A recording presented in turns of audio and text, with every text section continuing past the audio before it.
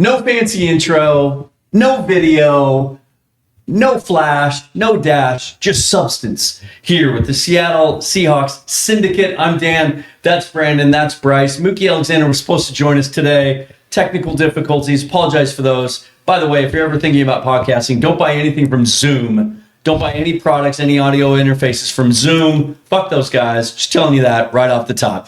We are here in Mobile, Alabama, sweet home Alabama. And let me just ask you this for those of you in the comments, just trying to work out some audio levels. If you hear either one of us being a little extra quiet or loud at any given point, let us know. Again, fuck Zoom. And this isn't Zoom that we all used during 2020, and it's a different product. They make I bought 1 million guitar pedals from these guys, but they're terrible at audio interface. Also, shame on me for bringing it with me instead of just using my old tried and true mixer from home. Anyway, what we plan to do today, even though we're here covering the Senior Bowl, guys, we're not going to talk about the Senior Bowl. Because first of all, we have seen some evidence this week. Nobody cares about the Senior Bowl. Nobody cares about the draft right now because the Seahawks are in the Super Bowl. Brienne173, thank you so much, says our audio's a bit loud. That's actually a good thing to have, right? There we go. Anyway, if you're new to the channel or if you're not, I'm from Seahawks Forever, Hawks Nest, Hawks Eye. We're here to cover the event, but there's a lot of stuff going down, and that's what we're here to break down today. We sometimes try to schedule or format these shows, produce these shows pretty tightly. A list of bullet points, a rundown. We're kind of leaving this one up to you guys. You can kind of steer us whichever direction you want to go, but we have a couple things we're going to touch on. Obviously, we have some new developments in the Clint Kubiak story today, in the coaching search and what's going on there. And then we're going to start to kind of tip of the iceberg, take a look at the matchup between the Patriots and Seahawks and what we know so far. Brandon, first of all, the news today, the Clint Kubiak the news came out late last night. A second interview in Seattle on Saturday with the Raiders, also interviewing with the Cardinals. I don't think any of us take that seriously. And then the news today that Davis Webb, one of the other prominent finalists that we knew of for the Raiders job, has withdrawn his name from consideration. All signs pointing to Clint Kubiak being the guy no matter what? Or is there still a sliver of hope that the Seahawks can get their OC back for next year? I mean, there's a sliver of hope, but I think at this point, you'd be kidding yourself if you weren't deluded into thinking that he's not going to basically go to the Raiders. Webb's move in particular and him pulling himself out of the running seems to indicate that they are, at least, the very least, hot to trot on Kubiak's services. And the fact that they've waited this long through the process, that they've really doubled down on waiting through this process. There's been no we're touchy of getting another guy in here. They've just kind of sat in the cut and waited on this one. And that does lead me, as we're looking at this situation kind of go up and down as far as him coming back. A week ago, it seemed like maybe he's coming back and he doesn't like the options and the available items. But now I think we've arrived at the place where we can say pretty thoroughly at this point that he's likely to be leaving and moving on. We can see all the reasons that he wouldn't take the job. We can see 5 coaches fired in 6 years from the Raiders. We can see the state of that roster. This is not a team that's built to win now. It's also in a division with 3 potential Hall of Fame coaches at some point. I mean, Jim Harbaugh's got a ways to go to be an NFL Hall of Fame coach. He won a national championship as a college coach. It doesn't seem like a smart move, but head coaching jobs don't come along that often. We've seen guys pass up opportunities before and then not get another one. There's only 32 of these jobs. Yeah, there is. And I think this is where the interesting, discussion with Clint Kubiak comes into play here, guys, is does he risk that? Does he take that job, leave something that's very comfortable, that's built the way he wants it built right now? Like, you got to think, he brought all these coaches into Seattle. He got the right quarterback. He got the right, O-line set up to now kind of wash hands of that and go, okay, I'm going to go out now and be a head coach. It's going to make things more challenging. He's not going to have the solid offensive line. Like, we've talked about this, while we've been here. Colton Miller's the only guy on that line that has any real credibility and starts to him. Yes, JPJ's there, but he doesn't really fit the scheme. He's not agile enough to play that spot. So now you got that. You don't really have any elite receivers like a JSN anywhere there. You've got a great tight end and you've got a good running back. And then the other question, are you really banking everything as a first-time head coach on a rookie quarterback in Mendoza? Or are you bringing back Geno again, potentially? Who knows? But I don't know if I'd risk everything for Mendoza. Me and Brandon have been talking about it here at Senior Bowl. Like, I have him graded realistically as a 3rd round quarterback. Like, that's what I have on the grade of Mendoza, but he's going to get propped up because of how weak this class is. This doesn't lead me to believe it's a great situation, but to your point, Dan, it's a situation where how often do these come around? Do I, jump at it when the opportunity's hot? Or does Kubiak come back, wait a year, and maybe a better opportunity opens next year? Well, this is a really great point here from Only Glove. Kubiak's dad has a great relationship with Spytek, the Raiders GM, and we've come to learn in the last couple of days, something that it escaped my notice anyway, that Spytek was actually in Denver during the 1 year that Clint Kubiak was there as well with Nathaniel Hackett and Russell Wilson, right? And we know how that went. But Spytek and Kubiak is actually, it's kind of circulated on social media the last 24 hours of an interview he did with The Athletic this season about how influential Spytek was when he was there, kind of helping him feel comfortable with the Denver situation and encouraging him to really trust what he does and believe in himself as an offensive coordinator. I didn't know about that. Relationships matter, right? And they do help build trust. And if you're looking at that Raider organization, you're trying to find a sliver of hope to justify taking a 5-year, $25 million guaranteed contract, or 5-year, $80 million or $40 million or whatever, about $8 million a year. It makes it easier if there's a guy and if there's a guy named Tom Brady in the building too that maybe you respect and think a little bit of his football knowledge. Yeah, I think it's just that personal relationship becomes the great thing that pushes this probably past the finish line, because when you're given a deal like that and you're giving it blind and you don't know the guy, you don't know the family, you don't know, you're just kind of guessing on, I like the guy, kind of interviews well with us. But if you've actually got a track record with the dad and you know that the dad's going to be supporting the son and you know what the son brings as far as a supporting cast goes with him and the connections around the sport to build a staff, because building a staff is another big important part about head coaching, not just being the head coach, but can you build a great staff? And I think those 1-2 will be enough on this. That's to me the thing that's signaling to me that this is getting done, is along with the fact that the Raiders are taking so long as they have. It just screams we're waiting for Kubiak. Andy has a novel idea here. Just give him $30 million for 2 years to stay. So sounds good in theory, right? Money for coaches doesn't count against the cap. Coaches' salaries, coaches' contracts in the NFL, because they don't have a union, are not made public. And so sometimes they're never reported, and we don't really know what guys make. But offensive coordinators don't make as much as I think some fans believe. Most of them make around $1 million a year. Am I not mistaken? It's about that or less. Yeah. And I think you're right on. I love the comment on the potential of, if you want to get ahead of this and try to rectify this situation, because you think it comes down to money. Because it ain't, to Bryce's point on this, it ain't coming down to the roster quality. It ain't coming down to your bright future. It ain't coming down to the AFC West being this wide open division where you can get back there within a year from now. It would all come down, in my opinion on this, to opportunity and money. And the opportunity is a big thing, but if it's an opportunity for failure, that becomes less so. But the guaranteed money becomes a major part of it. And if you can come in there and somehow match into that, maybe that's a way you can push this in a different direction. And frankly, from Jody's perspective, why wouldn't you? There is no salary cap on coaches. What is the impediment of signing these guys to big market deals? And there was a report about a week ago that the Seahawks were pushing to get Kubiak to stay. And that would, you can only assume and infer from that probably included a raise, maybe even a change in title. We know Leslie Frazier has the assistant head coaching title now. Maybe he'd be willing to give that up. I don't know if you can have two of those, I suppose. Obviously, that wasn't enough, at least with the timing of the report, to keep him from continuing with the process with the Raiders. And our buddy Mookie, he couldn't be here, but he chimed in with something that was just on the tip of my tongue. I was about to say myself, Mookie, great minds think alike. The Raiders will inevitably fire Kubiak in 2026. And then you'll be back in Seattle in 2027. No worries. So we just were out at dinner. We were a little hungry after watching back-to-back Senior Bowl practices. We're having some pizza. A place called the Mellow Mushroom here in Mobile. Fantastic pizza, by the way. If you're ever here, that's where you should go. Right next to the campus of the University of South Alabama. And we were saying the same thing. Like, you look at the Raiders' history and that roster, and the fact that Kubiak's skill set is very narrow. It's his mind. It's his background with the scheme. It's his experience growing up in a football family and working his way up through the ranks, and how he operates that offense. And now we're seeing, like, even throughout the season, his development as a play caller. And now he's called an offense for a Super Bowl team. But you want to rally a fan base, not the guy to do it. You want to win a press conference, not the guy to do it. And so you wonder, can he rally a locker room? Like, the players that have played for him before rave about him. but it's one thing to be a coordinator.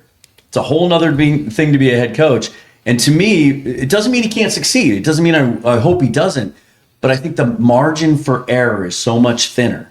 And Bryce, I'll throw this one to you. Like, I feel like because he doesn't have those other things, we've seen coaches that have all that stuff, maybe not the actual coaching acumen, and it's allowed them to remain in jobs for a while. Maybe even our last head coach falls into that category a little bit. Yeah. But if you don't have those things, you got to win. You got to be really good, and you got to win. You got to win fast.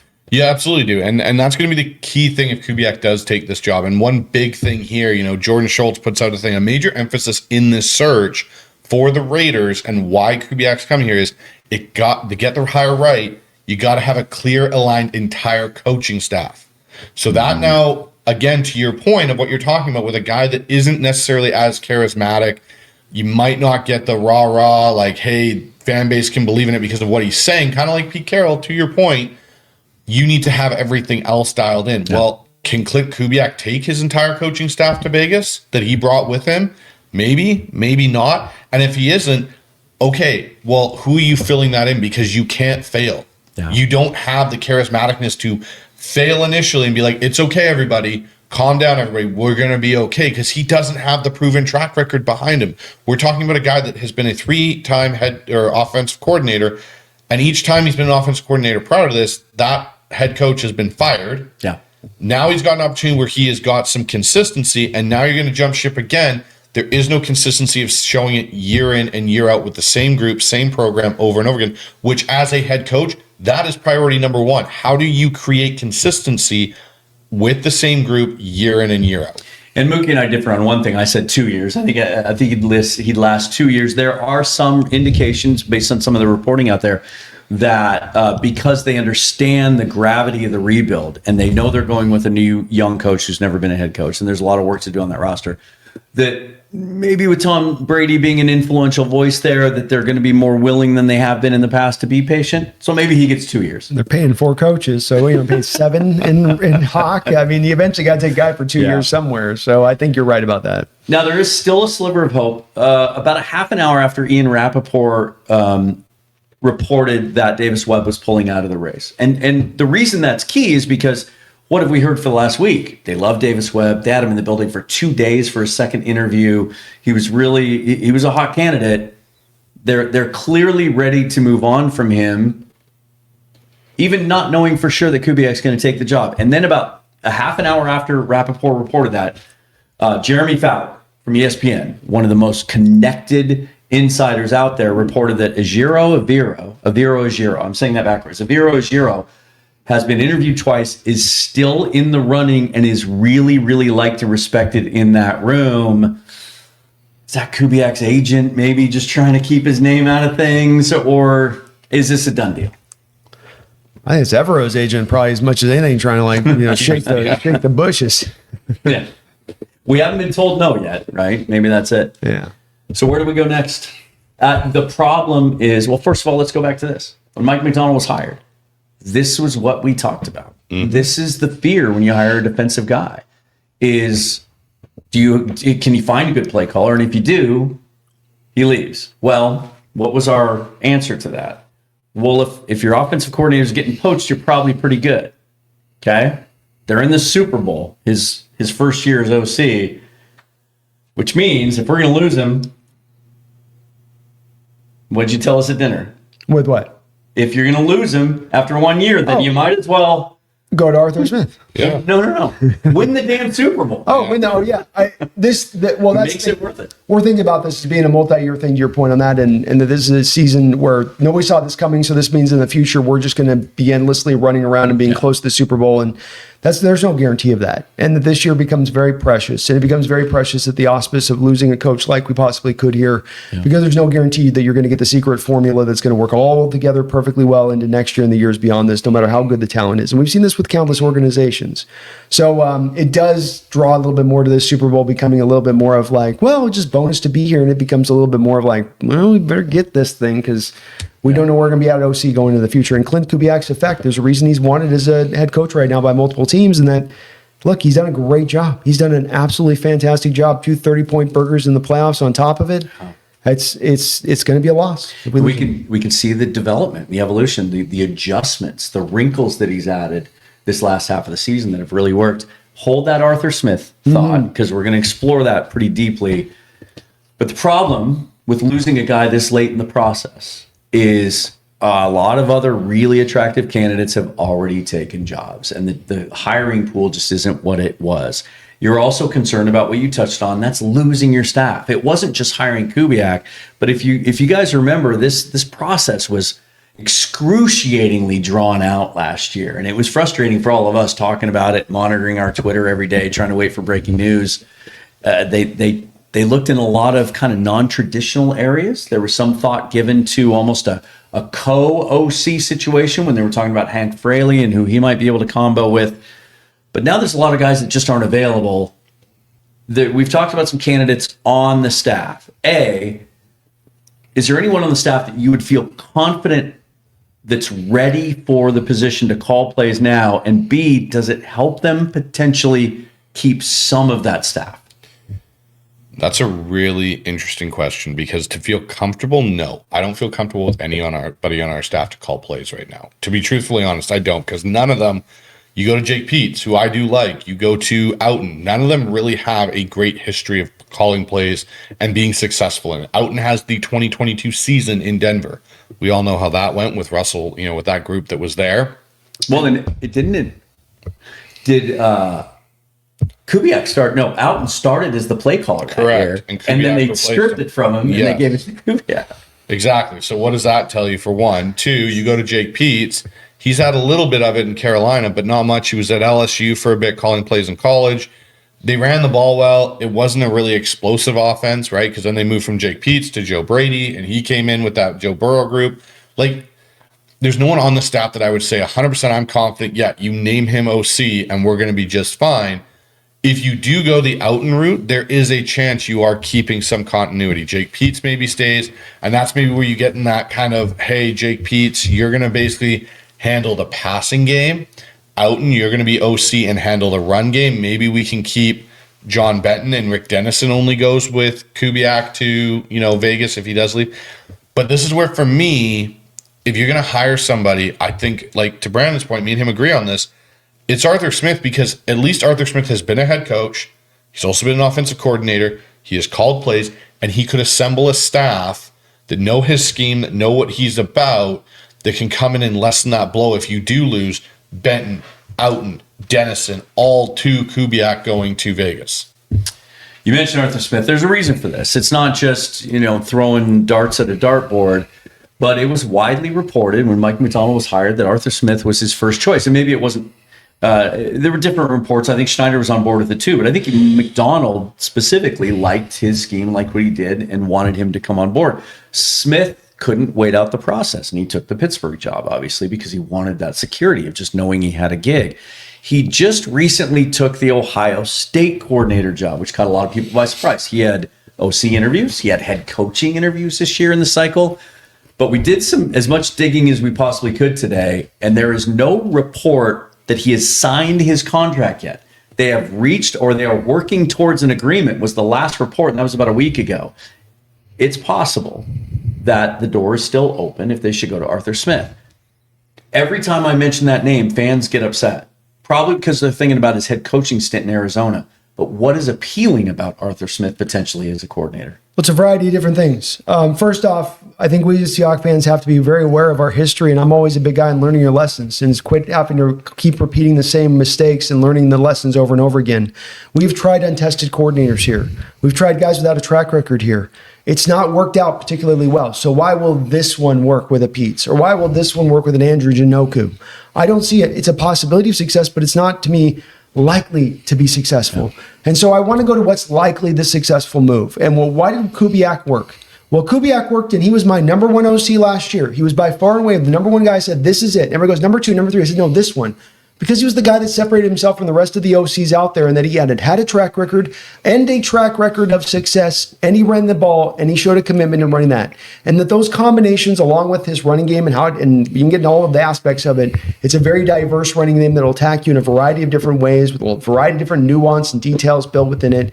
But he's a guy that gets a bad rap because that, like you said, the head coaching job, But if you look at what he's done with what he's been given as far as quarterbacks in the last few stops, being that he had the best version of Ryan Tannehill that we've ever seen. Yeah. He got handed Desmond Ridder and Marcus Mariota with Atlanta. He got handed Russell Wilson and Fields with Pittsburgh, and then Aaron Rodgers this year. He's not been given really competent signal callers or guys that aren't at the end of their career with the last couple of coughs to their career left. And so it's definitely made it harder for him to execute his offense. Is that a failure of Arthur Smith?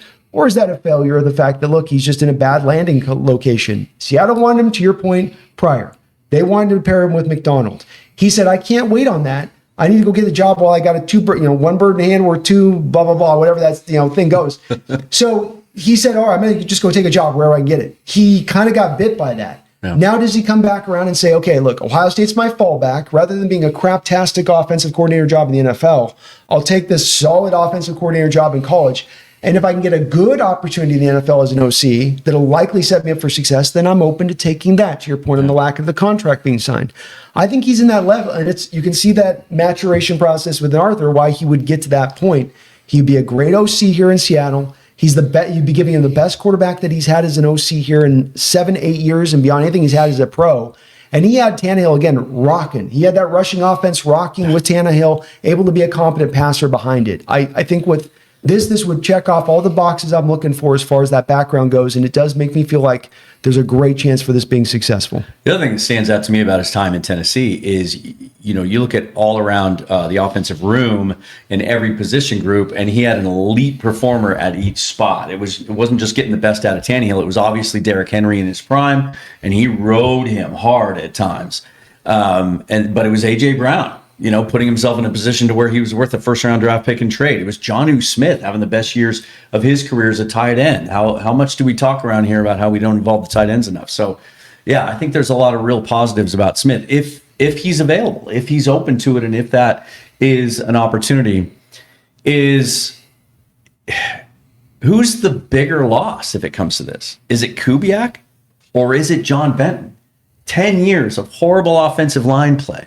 And we finally turn the thing around, and now we might lose an offensive line coach too. That's a tough one because what I'll say about this is Kubiak this year has been a great play caller. Like, he has called good games, he's called great games, he's called some so-so games.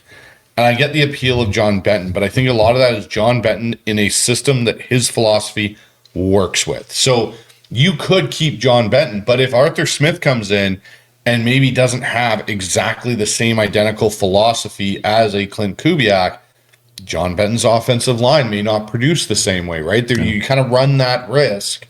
So in this case, I think it's a twofold. You lose Kubiak, you are almost certainly going to potentially lose John Benton, because John Benton might even look at it and go, well, I don't know how my offensive philosophy on the line is going to sync with whoever's calling plays, who's building that offensive philosophy going into next year. Where he goes, if I go with Kubiak, I know what I'm getting. I know it inside and out. I've known it for 10 years, for a decade. It just, to me, I think it's when you talk about a bigger loss, I don't know if you can say it's one or the other. It's kind of a conjoint thing. Any names we haven't mentioned that might be available that you think could be a fit? Seems like the guys that you had maybe thought with like a LaFleur or, Kubiak out there in San Francisco, they've seemed to just kind of be reinforced in the places that they're at. So I think at this point, you're just going, I really kind of feel like they'll just go in-house because of the lack of options if they can't get an Arthur Smith type. And that's the secondary fallback. And it's not the best option, but it's just like, what else is out there at this point? This is the problem with having a head coach hired this late in the process, is that everybody's basically off the board as far as high quality candidates go. And so you're just going to have, just like what we did with Grubb a couple of years ago, you're kind of picking through secondhand choices. One advantage that I suppose John Schneider has in this situation is we've seen Kubiak's candidacy kind of evolve and grow throughout the season. And I have to admit, I was wrong. I said early on in the season, as soon as I got to experience a couple of his media availabilities in training camp, that like, this isn't a guy that's going to blow any owner away and move him to want to hand over a bunch of guaranteed money for a guy that's unproven. Obviously, he's just done so well in his current job. And an old boss of mine used to say, you want to get promoted, just be really good at your current job. And he's done that. He's obviously put himself in this position, and we've seen that grow. So this isn't blindsiding them. It's not catching them off guard. It's possible that John Schneider has already started to poke and prod and contact agents and contact guys as he can. I don't think if Kubiak moves on, we're going to see a month-long process again like we did last year. We might see them pivot pretty quick. Yeah, I think if it's not Otto Smith, I'll call it Otto Smith. That's my new nickname for him. I like that, yeah. If it's not Otto Smith, then it's going to be you're going to Pete's or Janoka or out. Yeah, I think it's one of those. These are basically your options on the table. I think I can't see them bringing somebody in from the outside at this point that makes a lot of sense. What about this one? Peter, go Hawks. Thanks for the donation. Really appreciate it. He nominates Bryce for offensive coordinator, which is something he currently does. He is employed as a play caller. He's got a track record. He's got a nice track record of success. Yeah. Loyal, 12 for the job. You're going to throw a couple $1 million at me to go be the OC for the Seahawks. He'll take a discount. Guys, let me go. Loyal to the job, 12. Don't let us down, brother. We know where to find you. Go Hawk. Are you an outside zone guy? Or are you actually surprisingly? Yes, I'm very much in this wheelhouse of West Coast outside zone under center. It's what I do with my guys. So here's an interesting name. I'm gonna throw one out here. Okay.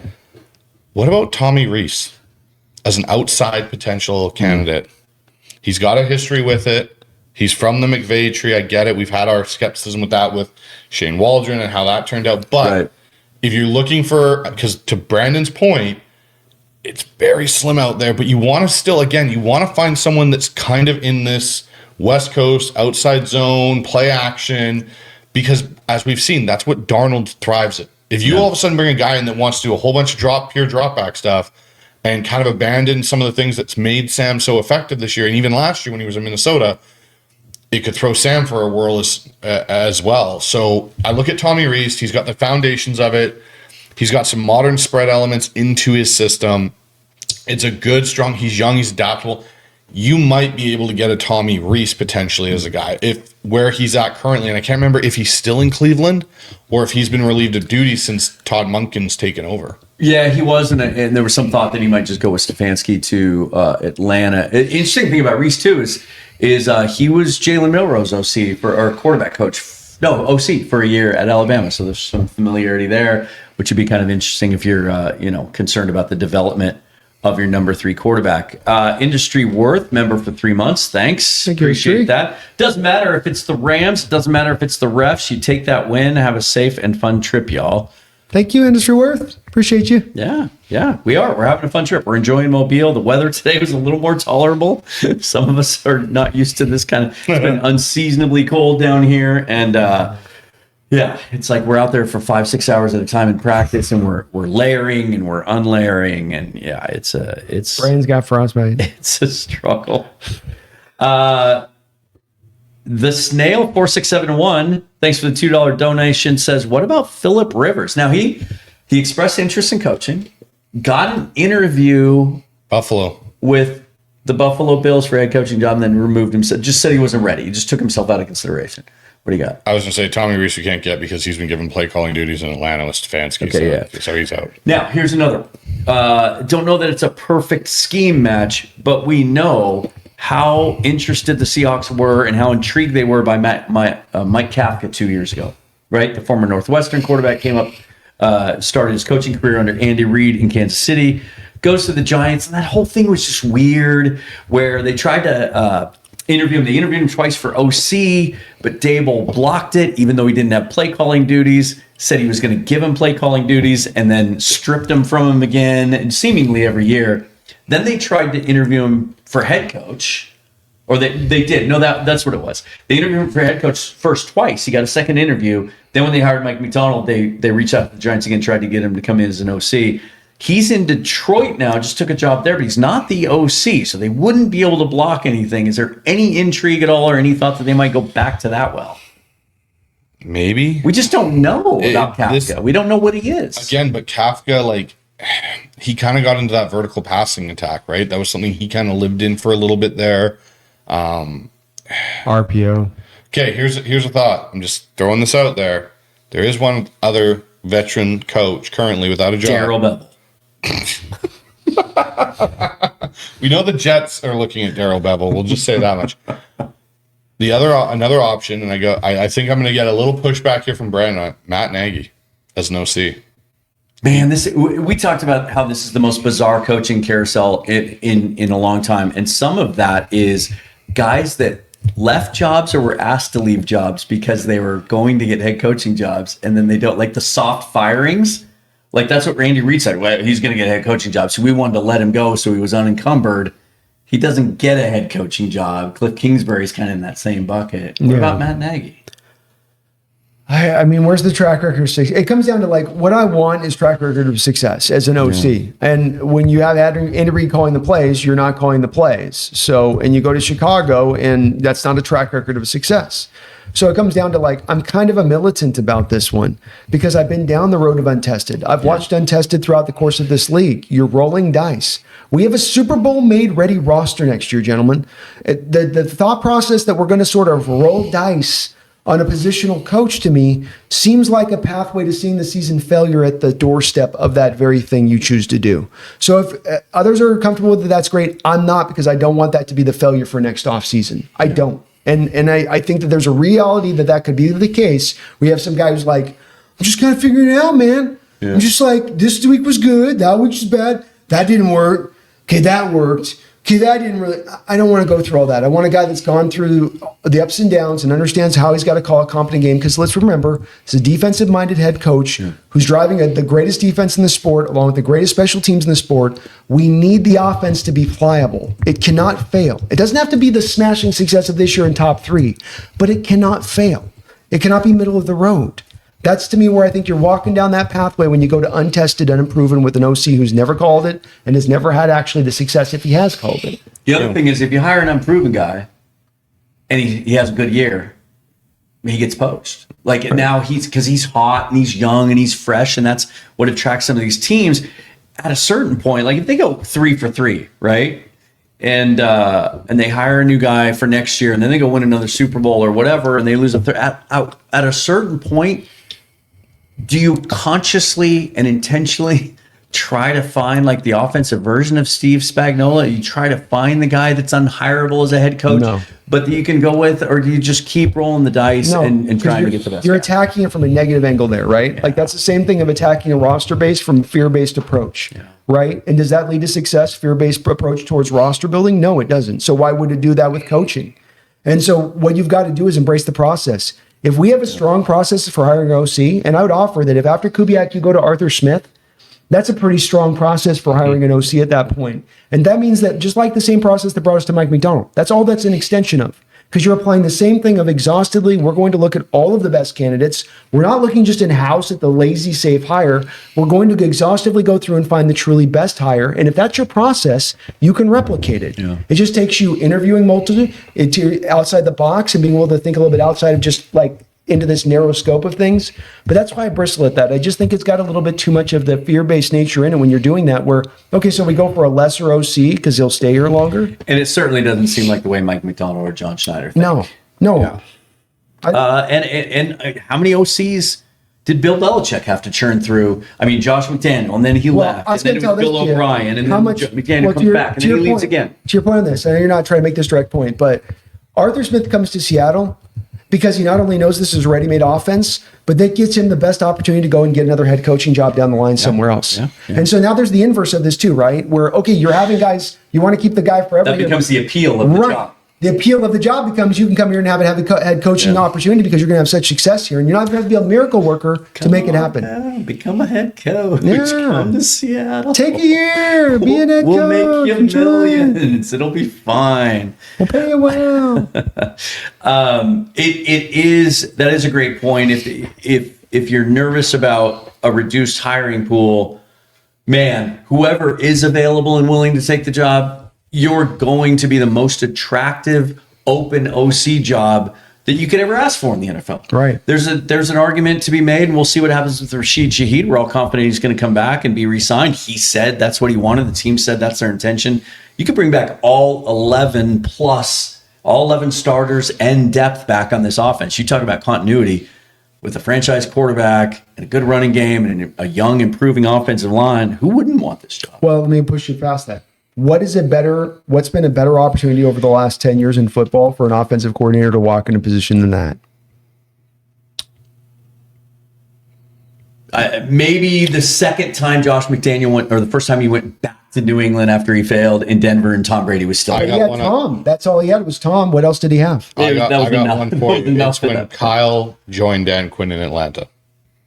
You had Matt Ryan, you had Julio Matt Jones, Ryan you on had the Devontae. Yeah. You had that group. You had Tevin Coleman. You had a two-headed running back attack. That was probably the only time. Roddy White at the other Roddy wide receiver. White, Yeah. like, That's not a where you bad. That's walked- probably as close as you get.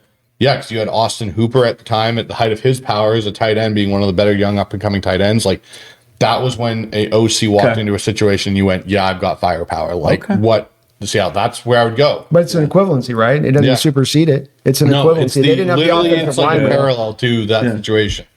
So just on an in-house comparison here, guys, if you compare Pete's and Outen, because they're the two real in-house candidates, that if they have to go with an in-house, Pete's as an OC at the NFL level, zero experience calling plays. Justin Outen has it where he called plays in Denver. The one thing you're getting, though, and this is the big thing, Pete's more pass game focused. That's been his whole repertoire, really. Right. Outside of being a running back coach in college for a bit, that's really kind of his focus. Outen, not so much in the pass game, run game, O-line's kind of his thing. If you look to modernize the offense more than what it is, you probably lean to Pete's. If you look to keep what you've got going continuity-wise, what you do philosophy-wise, you go with Outen. And so that's where I think if they're going to go in-house, I think after what Mike said, they're probably leaning Outen. Give him that title, but Outen may not be, it may be what we saw with Bevel and Cable back in 2013, 2014, 2015, where you have a guy that specializes in one thing, and I know it's a scary thing, but maybe this is a way we keep it from not going off the rails if you can't get an Arthur Smith, because that's the key thing. And I'm in total agreement here with Brandon. You go after Arthur Smith. You come at him with a big boatload of money and go, hey, look, ready-made offense, don't come in and screw it up, and we're off and running. And you may parlay this into another head coaching opportunity. Yeah, we've got a couple of comments about just showing the money, but it's not. And I was convinced of this recently by this guy that's leaving right here. It's not just the average annual value. We were talking about the idea that, like, the Arizona job, for example, they're known for really lowballing and paying their coaches very little money. Other organizations are too. Raheem Morris only made $4 million last year in Atlanta. That's shocking by NFL standards. It's not about the AAV. It's about the guaranteed money. Yeah. Oh, and that's where maybe you could find that place with Kubiak where you're able to do the thing that you split the atom in the way that nobody else can seem to do with in the NFL, where these OCs come up for a head coaching job, they take it, to your point, because they're going to get, let's just call it $25 million. $25 million guaranteed, or $750,000 a year. Mm-hmm. Every person that's listening to this show right now, if I present that choice to you and I say, which would you like that? I'm going to tell you the job. You're not going to die at the second job you take. You're not risking your life. You're not fighting fires in the forest. I give you 25 or I give you 750 without knowing what the job is, what you take it. Like, everybody's taking sight unseen the 25 million. And that's why people take jobs they know they're going to fail at, like Kubiak will be doing with the Raiders. So can you offer them that big deal? Well, we know that NFL franchises make multiple hundreds of millions of dollars in profit every year. We know their valuation goes up somewhere in the neighborhood of 6-7% or something every year, it seems like, depending on how they sell. So you've got the money. If you want to pay this guy that amount of, hey, we'll give you $25 million. $25 million for a couple of years. And then you can go take your job still if you see, but go take a prime spot. Don't just take what somebody's giving you, Clint. And that's where, if I'm a smart owner, that's what I'm doing right now, is in their ear going, look, I'm not trying to push you off the other or say you can't have a job in the future for a head coach, but I'll say this. We think money's the deciding factor for you right now. You see that Raider situation. You see how dark that thing is. You know you're going to be fired in 2 years, Clint. Come on, look me in the eye, Clint. Look me in the eye. You're losing that job in 2 years. So if that's the case, it's about money. So let us find some common place here. Let's find some ground that makes sense for both places. Yeah. I would love to see that. We were talking about Denver and why this guy went back to Denver. What's-his-face Webb went back to Denver while Lombardi's still there. Because we know coming into this year with Denver, that's one of the highest paid staffs in the NFL. Mm-hmm. So you got the proof in the pudding where it carries weight. If you give those guys money, it will carry weight. And we got a great point or question here from Catalyst. You don't know if Kubiak will even want to build his offense around Mendoza if he goes to Las Vegas. I don't think it's going to work. And not just the Mendoza thing, but the idea that, well, certainly he's smart enough to see the history in that team when it comes to head coaches, the state of the roster. Why doesn't he just wait for another job? To me, that's just wishful thinking. That's just coping as a fan. You don't want to lose your guy, right? But coaches don't think that way. coaches think they can build anything. They think positively. They think about what they can do. There aren't a lot of coaches that are out there willing to turn down $25 million guaranteed because they're like, I don't think we have a left guard. I think you're right on that. It's that and it's the two punch. It's that, number one, and then it's the number two, Todd Monken and Bobby Slowick. Mm-hmm. Because if you wait, you might train. You think, if you want to play this game where you're like, well, I'll just go next year back around and I'll double back down. Well, is that opportunity going to be available to you? True. 3 years is going to be available? And you know that for a fact. You know that absolutely positively for a fact, because these guys would tell you, hey, get while the getting's good right now. Here's the one thing I'll say, just the last little bit on this before we maybe move on to a different topic. But if you look at it from Kubiak's perspective, I have an opportunity. He also watched his dad take such a long time to finally get a head coaching opportunity, even though he was a successful offensive coordinator for many years there in Denver with Mike Shanahan. It took him until the mid to late 2000s to finally get an opportunity in Houston after they went through all the initial turmoil there. Then he's a head coach. The next time is Denver after he goes to being an OC again for a little bit, and he gets a ready-made team in Denver. The Spy Tech connection's big. The one thing I'll say on Kubiak's side of this, though, like looking at it objectively, not even because I want him to stay, there is a better opportunity potentially next year with some of these teams that are still in turmoil. We look at Cincinnati being one, right? Zach Taylor is going to be on a short lease this year to produce, and if he doesn't, he's out the door. Minnesota, Kevin O'Connell, as much as he's a great offensive mind, you put your stamp of approval on J.J. McCarthy and let Sam Darnold and Daniel Jones out of the building, and your team went from being a team that was 14-3 last year to being a basic dumpster fire this year from the majority of the year. There will be opportunities potentially for him next year with better rosters and better situations. And you will have that 2027 draft class to really, if it's not a quarterback on the roster, but the rest of it's good, to really get a guy that potentially could be elite. Where you look at this group, we've seen the guys at Senior Bowl this week. Nobody in this draft class is worthy of a second or first round grade. Yeah, exactly. Exactly what Brandon did is exactly how me and him felt. We stopped watching the quarterbacks. It was not looking good. So if I'm Clint Kubiak and I need a quarterback to make my system work to a point, I don't need some elite guy, but I need a guy that can systematically run it. Mendoza, as much as he's been great, isn't going to come in and master Clint Kubiak's offense and be successful day one. He's just not. There isn't also the talent in certain areas of that offense for it to be successful for him. That defense is a mess. Yeah. Who's Clint Kubiak bringing in as defensive coordinator, right? That's a big part of this. What does your entire staff look like? Not just the guys that are going to help you on offense, Clint, which is great, and hunky-dory. Who are you bringing in as defensive coordinator? Because I guarantee you're not going to get Aiden Durde in there.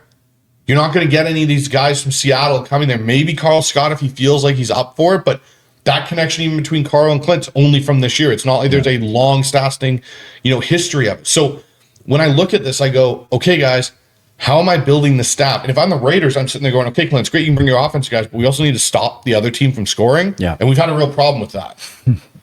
Yeah, and look, we got a bunch of great comments, and these kind of represent them. I understand this viewpoint. Clint, KJAB 87, thank you for chiming in. Clint will not leave. It was a huge deal for he and his family to move again because of his kids. He said it in the presser. They'll up his salary and we'll go to the Super Bowl again next year. Well, we've kind of touched on most of those points. But the moving around thing has been brought up by numerous people in regards to Kubiak and even John Benton. Like maybe he's older, he's been doing this for a while, maybe he's done.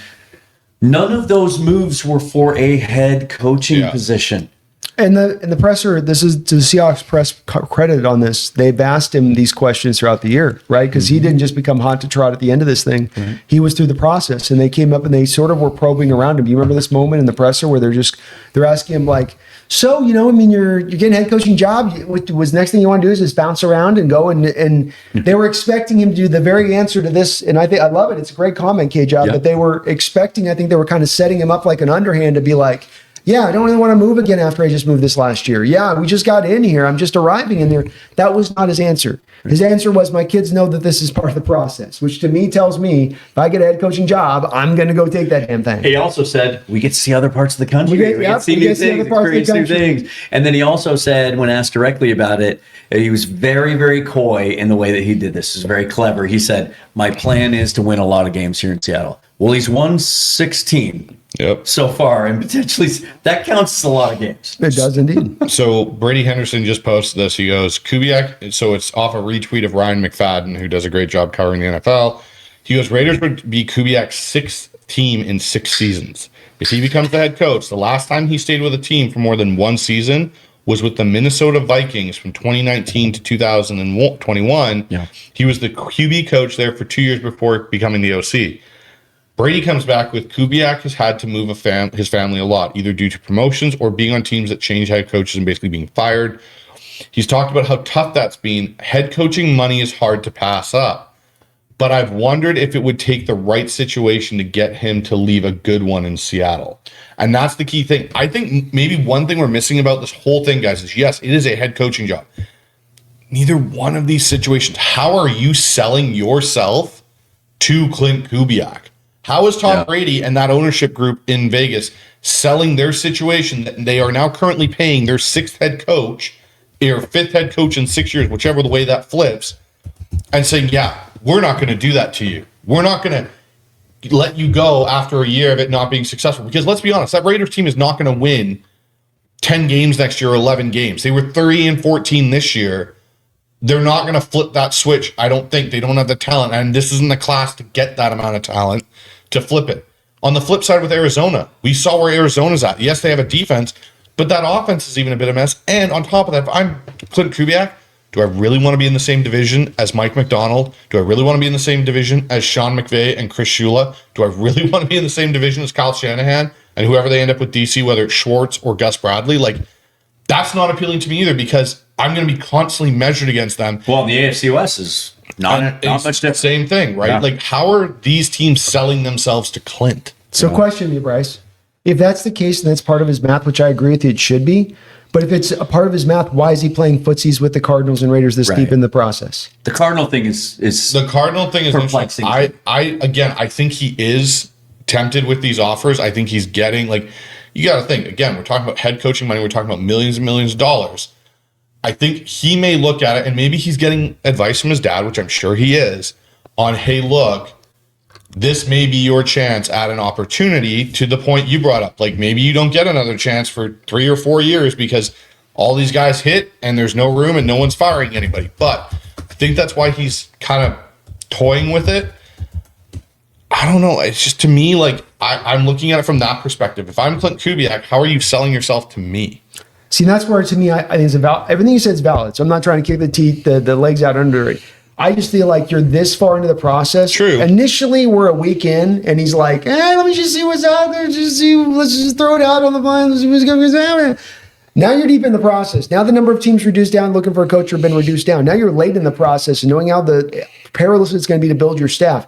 And so if you were taking that Raider into account, the Cardinal, you would agree there's two singular organizations that stand out as far as the inability for you to have success beyond what currently they're doing, but what they've done in the past. As far as you are getting fired within 2 years of these places, most likely. There's no way you use Kubiak and asking your dad's going to say the same thing. You're like, well, I mean, unless you're a miracle worker, Helen Keller, you're going to be out in 2 years. Yep. So that's where I'm wondering on this. To me, my tea leaves on this is he's not bringing that into account because he's gotten this far down in the process to the Raiders and to the Cardinals both. That it's more of like, look, the intention probably was from the start at that point. Like, he takes his job. My thing will be on this. Your intention from the start was to take a head coaching job right from the rip. And then you just wanted to try to get to the best situation with the best money if you're going to get to this, because it's not about landing zone whatsoever at this point. Yeah. Agree with all that. And look, if we're going to end this, I mean, we could talk about this for another hour, but it's there still is a sliver of hope. And that is what Albert Breer told me on Tuesday. And that is, throughout this process, and the reason he's been so methodical about it is he's not sold. He's not sold. He's not sure. He's not sure if he wants to take the job. And to a lot of your points in the comments here, like, the Seahawks are, based on reports, trying to get him to stay. And that would, I would assume, involve, we'll throw you a few more ducats, right? But the idea that he should turn it down just because we all think it's a bad job and something would be waiting for him next year, you just don't know. Let me ask you guys something. And this isn't really related because there's no cap on the coach's contract, but let's just say it's budgetary. If John had that understanding that if I go $6 million more per year this year, that I can't use on my cap space, that's going to go to Kubiak essentially, would you guys throw that money to Kubiak? Yes. Yeah. Would they? I don't know. I think they would. So Chip Kelly got $6 million last year, and that was reported as the highest any OC has ever been paid. Just doing a quick search, and again, coaches' contracts in the NFL, they're not required to disclose them anywhere. And so it's hard to get your finger on those. Like, nobody knows what Mike Macdonald's making a year, other than there were some vague reports when he was hired that he was, at that time, potentially being paid as more than any other first-time coach. 10 million. Which would be about $8 to $10 million. Yeah. Chip Kelly, $6 million. A couple of guys have been reported to have made $3 million a year. Todd Monken with the Ravens, and then surprisingly enough, Mike Kafka with the Giants, around $3 million, probably because the Seahawks were trying to poach him. So you're welcome, Mike Kafka. Maybe, it's again, though, it just goes to the lifetime security with your family and everything else in the guaranteed money. Okay, last thing I'll put out to you. I'll give you guys a scenario. Sure. You have these two prominent NFL minds, Arthur Smith, Mike Kafka. Out of those two, I know where you lean. Where do you lean, Dan? I mean, Arthur Smith. Arthur Smith? Yeah. It's a known quantity, and just knowing that Macdonald it appealed to him before. We're talking about one of the smartest defensive minds in the league, and he thinks that's the guy that I want running my offense. Probably means he thinks he can be pretty effective. Why not? You want to know why it is, by the way? Let's break this down really quick. Not that we're elongating this, but the reason is because Arthur Smith runs more of a detailed-centric run game than any OC in the sport. And what I mean by that is that he'll have the chip come up on a double team, and it'll be like, I want your hand here for a half second, and then it's a climb down the linebacker and get to the front foot of the linebacker and then get to the front shoulder of the linebacker, and then I want you to land that for a second, and then I want you climbing down the safety. Like, he'll do a 3-prong pull on it process. And if you think about it, with a light box like we run, the big problem that would have if you're a defensive minded light box coach is that kind of run game, because that'd give you the biggest problems, because it's basically punishing gap and a half schemes. Yeah. Into the greatest degree. It's getting him out it's forcing him into one gapping, essentially, to pick a lane on it when you kind of double him in that way. That's where I think he sees the value in that. That's a front running kind of cutting edge kind of thinking on that, especially for where the fronts are going in the NFL. Here we go. Here's a good question from Johnny 4267. I mean, the AI has gotten so much better lately. Can a computer call plays? Can we just have the Microsoft Surface just dial it up, just program it? I'll tell you what. Everyone asked about this in the draft. You know, the draft thing for years, the consensus boards have been showing, when you take the collective consensus, that's where the strength is at. And it's kind of showing that, inherently, that almost the AI, almost the consensus of nationwide and mock drafts are almost smarter than what you get from individual teams and what they do performative wise. So maybe it's going there eventually. You never know. All right, let's talk about some stuff related to the Super Bowl, shall we? Injury report came out today. Again, this is a walkthrough. Full practices don't really happen until next week. This is what it looked like today. So, among the did not participate, Eric Sauber, nursing a hamstring injury. He was limited on Wednesday, or estimated to be limited. Charles Cross did not participate after being estimated to being limited on Wednesday. Let's hope that's not a setback. Let's hope that's just, them doing their due diligence and nursing that injury. Otherwise, Jake Bobo limited, Sam Darnold limited with that oblique, although Mike Macdonald has already kind of put us at ease with that, said he felt better on Sunday than he did in the divisional game against the 49ers. Josh Jones limited. Mark Kite didn't participate again. Julian Love, Robbie Oots, Brady Russell, Drake Thomas limited. Robbie Oots is interesting to me. They obviously were able to get through the NFC Championship game without him, and even the divisional round. But it seemed like since he came back from the injury list, for all the growing pains we kind of saw the first part of the season before he got hurt, he felt like some things clicked for him. He looked like an NFL fullback. And as that running game was getting better, and we were, 5 straight games with 160 yards rushing, and we saw it come to life, he was a real key. Now, they didn't need him to win the last 2 weeks, but how much would you like to have Robbie Oots out on the field against the Patriots? Oh, I'd love it. To be honest, I think the only way Elijah Arroyo gets activated for Super Bowl Sunday is if Robbie Oots can't go. That's the only way I see it. I don't see Arroyo coming back, because if you can get Oots healthy, he now plays that role of your fourth or extra tight end, because you'd have Nick Caller up, you'd have Eric Saubert and AJ Barner, obviously. And Oots gives you that flexibility to line up in what would look like 21 personnel. He shifts, and you now are in 12 personnel, because he moves into that tight end spot on the other side, opposite AJ Barner, and you're in a 2 tight end set. And that flexibility is something we've seen Kubiak use lately with Robbie Utes that has caused teams run game fit issues on defense where, okay, they come out in this, we line up accordingly, we get our gaps and everything set, and all of a sudden you see them shift and they either run to it or they run away from it. Or you'll see they'll run to it and they'll bring AJ Barner still across to kick out, or they'll bring their other tight end, whether it's Saubert or something. So I think the fact that Robbie Utes is at least a limited participant is a good sign he's going to be back. Because I saw him get injured in the divisional game when he was playing in San Francisco, and what it looked like was a really bad stinger. Like his arm looked like it was dead. I thought he dislocated it. He was hanging it so low. So if it's a bad stinger that he can come back from and be ready for the Super Bowl, I think that'd be huge to help Seattle's run game. Yeah. Agreed. Myself, the I formation and the offset I formation stuff they ran with the Niners was just brutal. I think that Vrabel is going to be heavily leaning into trying to take away the run game from the Seahawks. And the second he sees 21 personnel or 12 personnel, it's going to be an indicator to go base or go with those 6-man fronts that he can sometimes like to run. And if that's the case, now you're getting things set up for Sam on the back end. If it's a pass play, to have limited numbers on the back end like we had early on in the year, to where now you can attack some mismatches on that side of it. So I think he could be a very helpful puzzle piece into this. I agree with Bryce. I think if he's not able to go, that's probably the Arroyo activation that you go with as kind of a way to, give your next factor that you can kind of bring into play here offensively. Got some starred comments, some super chats to catch up on here. Lane Vanilla, the $4.99 dono. Appreciate that. Can we pull off this W? I'm so nervous. I can't function. We'll talk about whether they can win or not, obviously, but how are you guys right now with anticipation level? Like this 2 weeks, we haven't had to experience this in a while, 11 years to be exact. It seems like forever. I don't find myself nervous right now. And it's weird because we've been down this road before, Seahawks fans, recently with the Steelers game coming into it. And the thing, you play the Steelers in 05, Steelers were hot as any team in football walking into that game. It wasn't merely that they were 9-17 that got in the wild card, that they were the hottest. And that was understood, like walking into it. You've got the Denver Broncos, which was the number one offense in NFL history in the regular season back in 2013. You had Tom Mother effing Brady in 2014 that you were going to have to deal with. This feels like a whole different situation, and maybe it's false confidence on my part. Dan, I'd love to hear where you're at with it, but I feel pretty confident right now. I feel pretty good. Yeah, and I think a lot of it has to do with just the youth and the inexperience of the Patriots roster. Like, kudos to them for the bounce back and putting a rebuild on a fast track. Tremendous job by Mike Vrabel. He was actually, when they fired Pete, he was my first guy that I wanted. He was available that offseason. I didn't know enough about Mike Macdonald at that point until we got deeper into the process. But he was the guy they never really had an interest. Maybe Schneider just didn't see a personality fit there. I don't know, but the youth of Drake May, we saw some stats today. Is this what I'm looking at here? Do I have the right thing here? We do. Okay, let me get rid of this banner here for a second.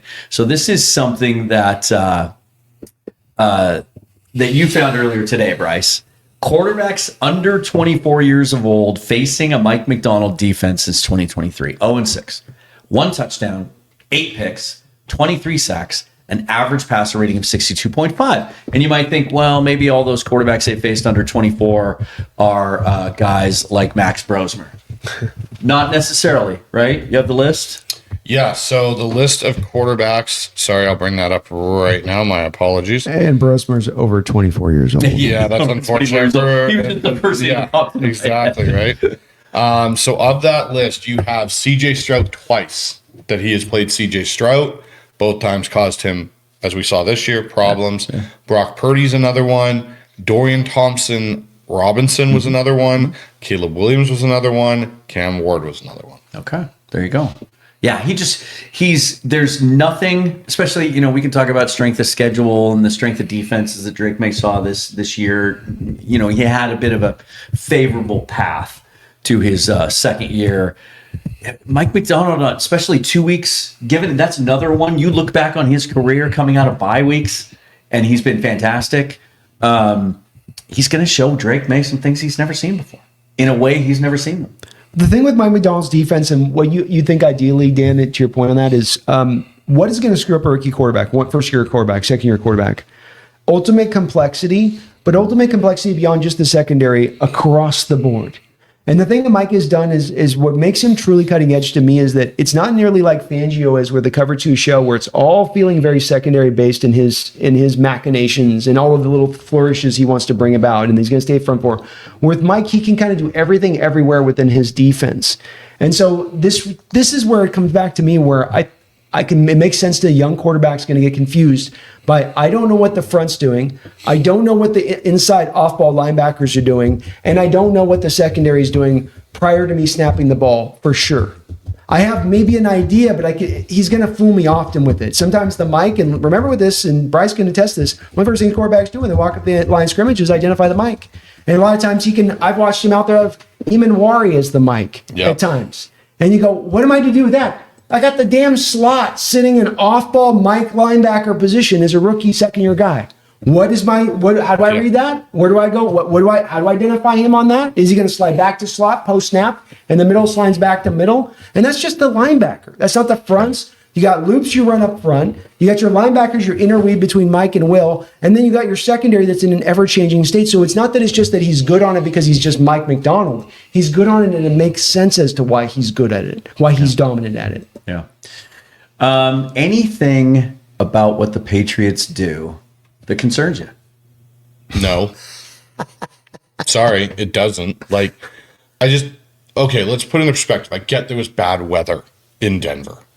But up until that bad weather hit, they mustered all of 10 points versus that Denver team with getting multiple possessions as Denver could not sustain anything on offense with a backup quarterback. Yeah. The week before that, you look who they played. Same kind of situation with the Texans. Great defense, really held them in check. Texans offense could not get going.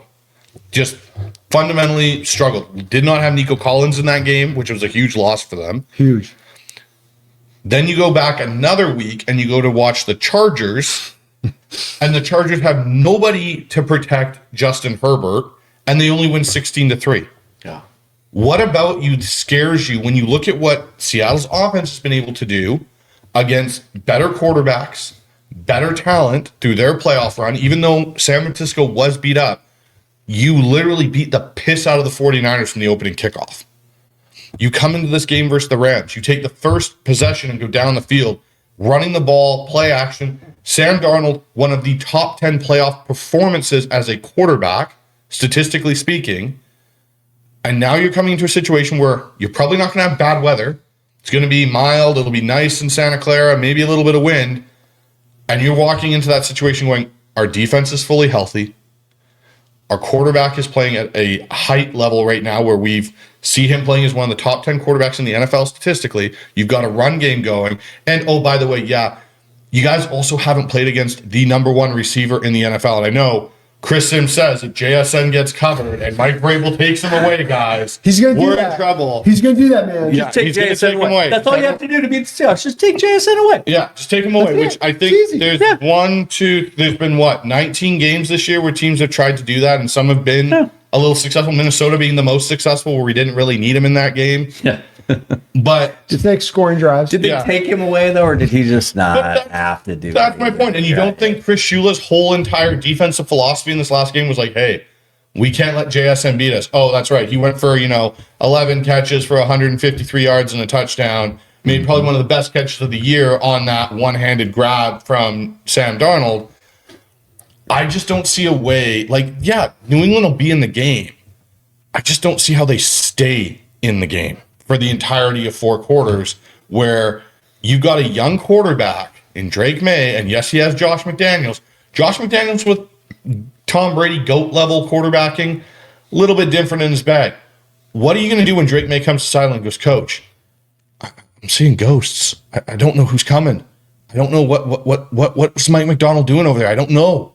And Josh McDaniels going to sit there and go, "Well, it's okay. Just figure it out." Yeah. And Drake May is going to sit there and go, "I can't figure it out."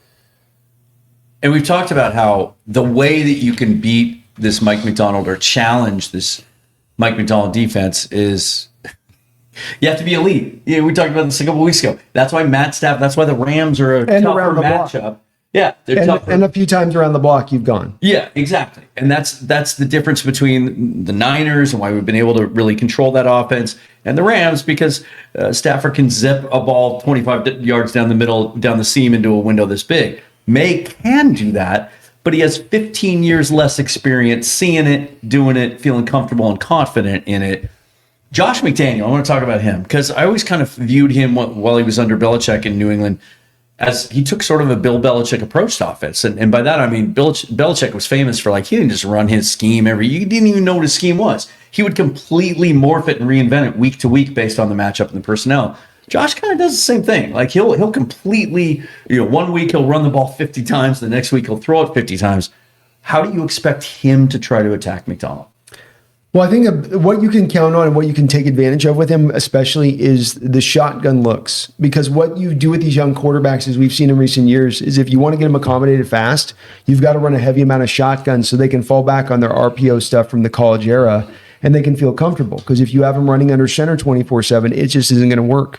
And when watching the tape of the Patriots on the first couple of games and watching them, that's just what they're doing. It is very much heavily in there. And I think if you're going to live that way, you're kind of walking into the Seahawks' jaws of their defense a little bit, because I just don't think you're as effective as running the ball when you're gunning under center like we saw the Rams do with Kyren Williams on a couple of games when they went under center to rush him. That was not a shotgun when they were doing that. Yeah. And I think if you think about it, to me, it's hard to run out of shotgun. It's easier on the quarterback. It's not as good for their RB. And so if that's the case, to me, this is where it's going to be very hard for the Patriots, where this is less about Josh wants to run this way, to your point. Does Josh ideally want to run this way in shotgun? Or is he running this way in order to get the most out of May? And if the answer is to get the most out of May, you're kind of dealing your strategies based on the limitations of your position and the youth of your position a little bit, even for a guy that's an MVP candidate like Drake May. Do you think Mike Macdonald just kind of runs his stuff and kind of plays it conservative with the young guy and feels him out early? Or do you think maybe we see a little bit of an uncharacteristic approach as far as maybe dialing up more blitzes and sending extra rushers than he usually does? I think you're going to see a bunch of crowding at the line, and there's going to be an anticipation factor from McDaniels and May that they're going to bail out, and I think they're going to go. I think you're going to see Eamon Warry come. I think you're going to see a six-man pressure and stuff like that, and I think Mike might come out in that first quarter and go, let's see how much we can rattle this young quarterback's cage. And then once he starts feeling pressure, okay, now we're going to start dropping the rat defenders out, the Dexter or the Tank Lawrences and the Leos and stuff, and drop them into those kind of hook curl areas and really throw him for a loop where it's like, oh, they're coming. And then he goes to hit his check down and bang, you've got Lawrence standing there, or Ernest Jones, or one of these guys that's just kind of flown over nicely into there. Man, I know we joke about it. I know there's been all the jokes put towards Sam Darnold about it. But if you go back and watch that game, what Bill Belichick in that game did to Sam Darnold is exactly what I expect Mike to do to Drake May, which is I'm going to throw everything at you and probably the kitchen sink and see, because you got to remember with this, like when Mike had the one hiccup where he even admitted to it was that week 16 game with the Rams, and he tried to install too much on a short week. He even owned it and said, I tried to do too much. You are now allowing Mike Macdonald 2 full weeks of prep to go and know, hey, we're playing New England. I'm going to go through. And they saw a bit of New England last year. Let's not forget, week 2 it was, right? We went to New England. Yes, I get Gerard Mayo's out, but there's still personnel that carried over. They didn't have a complete roster overhaul. Mm-hmm. I think it just gives Mike some comfort. Like there's some O-linemen on that O-line that are from last year. Yeah. That he knows how to attack and how he can do things. And you got to think, Byron Murphy's a year better now than what he was last year as a rookie. You've got 2 better linebackers because you didn't have Ernest Jones and Drake Thomas or Tyrese Knight last year. You had Dotson and Baker, who couldn't do the things that these guys can do. You didn't have Reek Woolen playing at a high level. You didn't have a guy that like Nick Eamon-Warry that allowed Devon Witherspoon to play. Like, how are Diggs and these receivers going to run away from our DBs and create separation? They're not. They don't have a guy to take the top off of our defense. And you've got 3 safeties, not including Eamon-Warry in that conversation with Kobe Bryant, Julian Love, and Tyler Cotta, that you can roll in there. For Josh, I'd probably be sitting there going like, shit, what am I going to do to get some easy throws and completions for Drake to at least get him going? Because running the ball is going to be a bitch and a half as it is, because Seattle's got the best run defense in the NFL. Yeah, it feels like a situation kind of like we see when we see the 49ers sometimes, especially with their issues they had this year on the outside. That, I could see this game and I could see Travion Henderson getting like 8 or 9 catches, right? Like just trying to get it out to him in space, getting the ball out quick, getting the ball to the running backs. It seems tough. I mean, are you guys like me, though? It's like I'm so confident that this matchup is bad for the Patriots that I have to check myself from feeling as confident as I am, because it's the NFL and we've seen 2 weeks to prepare. Anything can happen. Crazy stuff happens. Like we're all talking about this as if it's a done deal. Does that make you nervous a little bit? I mean, there's a possibility anybody can take something in this game this time of year and anything can go down. I think that what we're trying to do is we're trying to break down how these stylistically match up against each other. And there's just no way when you stylistically match up the Patriots to the Seahawks, the pathway that they had to take, one of the easier schedules we've seen in not only just this year, but in recent NFL history, kind of is a bit of an impactful. Everything Bryce just said with that, which is ultimately a truth that you can't get around. You can't make Dre a 7-year guy when he's in year 2. He's got to go through those lumps to learn it. And Josh can't put training wheels on him in this defense and expect that he's going to be able to manufacture offense off the back of that, in my opinion. And if it would be, I think if you had something where the Seahawks defense was bad at stopping the run, or they were middle of the road at stopping the run, you could go, we could just kind of grind on that. But they're the best defense in the NFL at stopping the run. Yeah. With teams committed to doing it because you run the light box and they try you all the time with it. So you just go, where is the out if I'm just trying to break this down for the Patriots outside of it being a wing and a prayer? And I can't see it. And I come down to, again, you have a better offense, you have a better defense, and you have a better special teams.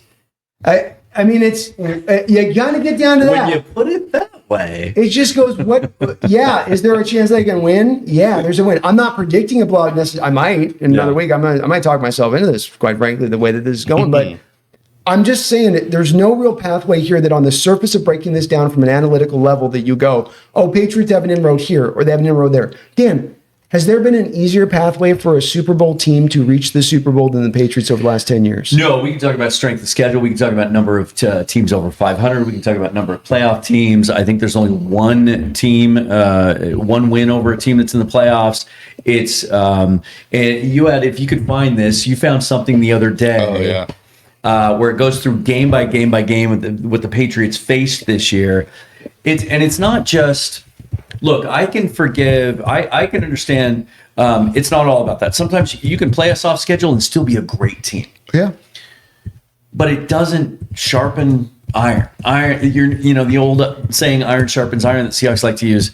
It's not. It doesn't prepare you for those moments. Right now, kudos to them. Tough environment last Sunday. In Denver, on the road, snow, the whole thing. They were able to gut out that game. That's really impressive for a young team. Now, granted, it's Jarrett Stidham instead of Bo Nix. Maybe it would have been different. How much is Jarrett Stidham of Nick Foles percentage? Well, he's shorter. So just give me 80%. 80. Okay. But let me ask you this. This is something that popped in my head while we were talking about this about 5 minutes ago. Would it have been a tougher, because I'm going through, to your point on history, and you look at teams that were known to have a dominant defense, they usually win the Super Bowl over the team with the great offense. And there's many examples of that. Would the Broncos, even with Jarrett Stidham, have been a better, tougher matchup? Would you be a little more concerned right now about them because of that defense and because of Sean Payton's mind offensively than this Patriots team?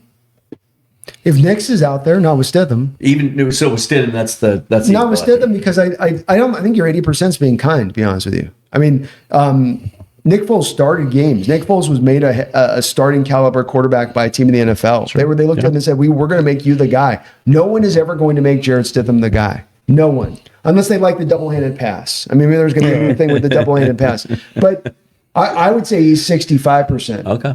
And that being the case, that if they were walking in here, that'd be an easier matchup versus Drake May as a top 3 talent and a legitimate top 3 talent at that was taken in the draft. Because at any day he gets hot, and he starts making some of those throws you can make as that kind of talent. He can beat you. Whereas you can always take a 65% middle of the road backup quarterback in this NFL and take him apart, in my opinion. Johnny Naylor, thank you for the super chat. Good group. Wish Mookie was there. So do we. Sorry, Mookie. I'm just going to stop talking about technical issues because it'll just make me mad. And just catching up on some super chats here. Peter Go Hawks, always a great consistent contributor here. Nobody wants the Raiders head coaching job. Arizona either. We can talk about Arizona later if you want to. That's a debacle. They're all bad. Both of them are the equally worst jobs in the NFL. They're the worst jobs in the NFL. Hey, Arizona's got a better roster. Can you not? But do they? I was just saying, isn't this funny that we're talking about these two being the worst jobs and Cleveland not being one of them? Yeah. Well, they got 2 first-round picks. I know, but I'm just two saying. first-round picks. They have a couple elite players. Yeah. And they get out of the Watson contract. So here's the list that you want to go through for the Patriots schedule this year. Week 1. Okay, here it is. Pete Carroll and Geno Smith is the tandem. So I got head coaches and quarterbacks. Week 2, Mike McDaniel, Tua Tagovailoa. Week 3, Mike Tomlin, Aaron Rodgers, which was one of their losses, I believe, was to Pittsburgh this year. So was the Raiders. Yep. Week 4, you had Dave Canales and Bryce Young. Week 6, you had Sean McDermott and Josh Allen. So there's your first real test. McDermott and Josh Allen. Out of that first set, there's your first test. Week 6, New Orleans with Spencer Rattler and Kellen Moore at quarterback. Week 7, Tennessee with Cam Ward. And at that time, I think Brian Callahan was still there as their head coach. Week 10 is Cleveland with Kevin Stefanski and Shedeur Sanders, Joe Flacco, or Dylan Gabriel. One of those was at that point still playing. Week 11, Atlanta Falcons, which was at that point Raheem Morris and Michael Penix. It wasn't even Kirk Cousins yet, so they still had issues there. First real test, here it comes, is Week 12 when they played Tampa Bay with Todd Bowles and Baker Mayfield. But this was Tampa Bay not at the height of their powers like they were earlier in the year. Then they get the New York Jets with Aaron Glenn. And with, at that point, I think they actually started Brady Cook at quarterback from Missouri. Brady. Then they get the Cincinnati Bengals with Joe Burrow not starting, but however, Joe Flacco is starting at quarterback there for Cincinnati. Then they get the Giants with, at that point, Jackson Dart, I believe, who had just come back from a concussion, and Mike Kafka at head coach because Brian Daboll had been fired. Then you get the Baltimore Ravens with John Harbaugh, and at that time, Snoop Huntley at quarterback. Snoop. There is your New England Patriots regular season quarterback and head coaches that they went up against. But if you listen to some guys that go on Barstool, big media source like Barstool, stating how the Seattle Seahawks haven't really played anybody this year, except for the NFC West opponents, you know, apparently Seattle doesn't have much of a case to be a Super Bowl favorite either. And the divisional winner Steelers and divisional and playoff team Texans and divisional winner Jacksonville Jaguars. I mean, except for all that. Yeah. I found the original tweet that brought this to our attention that you showed me originally. And here's taking what you just said and summing it up into Cliff's Notes version. Week 1. This is week by week for the Patriots. This is what they faced. A fired coach, fired coach, fired coach, NFC South, fired coach, NFC South, fired coach, fired coach, fired coach, NFC South, Jets, Bengals without Joe Burrow, fired head coach, fired head coach, fired head coach, Jets. That's and Jets just barely made it. He mine just by the skinny chin of his chinnies. That's been their schedule this year. Just remarkable. And again, look, all the respect in the world for turning that thing around the way they did. It's really remarkable that they're in the Super Bowl. It's crazy to think. But then look at their playoff run. Come. You played a beat-up Chargers team that couldn't protect their quarterback at all. Even if they tried to hold the DNs, they couldn't protect Herbert. Then you've got C.J. Stroud, who for whatever reason has forgotten how to play quarterback since his rookie year, without a Nico Collins, who is a top 15 NFL receiver, which completely changes their offense. And then you walk in and play a backup quarterback that hasn't thrown a ball since 2023. Unlimited offense. And a limited offense because of the fact that the starter broke his ankle the week before. And you only won that game 10-7. And again, we're not talking about, New England couldn't score couldn't do anything. They weren't moving the ball to begin with. They barely managed to get 10 points in that first half. The only reason they got that one touchdown was because, to your point, Brandon, I'm going to double hand backwards pass the ball instead of just taking the sack and Jarrett Stidham. If Jarrett Stidham takes that sack, we might be playing Denver because the score might have been 7-6. Like realistically, that's what we're talking about. They take the points on them early in the game instead of taking trying to go for the touchdown. They just take the field goal and they win. They win the game. Like that's what we're talking about. Like it wasn't like the Patriots outplayed Denver, and Denver had a backup quarterback playing in a very, very limited offense. Yeah, you're now about to go up against a guy who just came off in his biggest game of his life, his best performance of his life, out-dueling the potential MVP of the NFL in Matt Stafford and Sean McVay in a game that was 31-27, that wasn't anything of like, oh yeah, by the way, Sam, we're up 31-10. You can kind of just coast now. It was like, no, you still have to go out and be elite to win this game for Seattle. Want to catch up on some super chats and some starred comments. Peter Gohawk says, in all seriousness, I don't see Clint Kubiak going anywhere. Let's hope you're right. Hope you're right. Let's hope it comes down to the last minute and he just gets in there. If there's anything that gives me a sliver of hope, it's that they're interviewing him in Seattle and not Vegas. Like they don't have a chance to get him in their building in there and like be ready for him and have the big screen and have everybody, you know what I mean? It's like almost be worse it's going to be Vegas. in a Marriott or it's going to be in a Buffalo Wild Wings in a private room or something in Seattle, like right after he meets with the Cardinals. You know what's something that's just dawned on me, and I can't believe I missed it in this whole thing with Clint Kubiak. Who was one of the other coaches that backed out of this that was up for head coach and had 2 interviews? It's Mike McDaniel. His brother. No, Clay, yeah. Clay. Yeah. Why would Clay back out and Clint still go forward? Little family deal. I don't know if it's that, but Gary got involved. It makes me wonder because let him go first. Who's older? Is Clint older? Wait your chance, boy. Is Clint Wait older? your chance. I think Clint might be younger actually than Clay. Okay, all right. But to me, it's just hook a brother up. Don't you upend your brother. Don't you do that to him. It's just something that's interesting. It's just something that's interesting to me that Clay backed out. Yeah. And Clint's still kind of pursuing it, to Brandon's point, and still going through this process. Now, to your point, to be fair, sometimes candidates find out that they're not going to be advanced any further, and they're allowed the opportunity to say that they withdrew, right? Like some teams like to allow you to save face like that. This has been the weirdest coaching cycle I can ever, when it comes to coaches pulling out, coaches taking OC jobs instead of head coaching jobs. A guy like Sean McDermott getting zero traction when it sounded like, by all accounts, he wanted to turn around and get another job. It's guys that were released from their OC jobs to go get a head coaching job and they don't get them. It's been, well, to your point too, and just the amount of fires that didn't seem to have a lot of vision behind them, but also maybe almost reaction emotionally.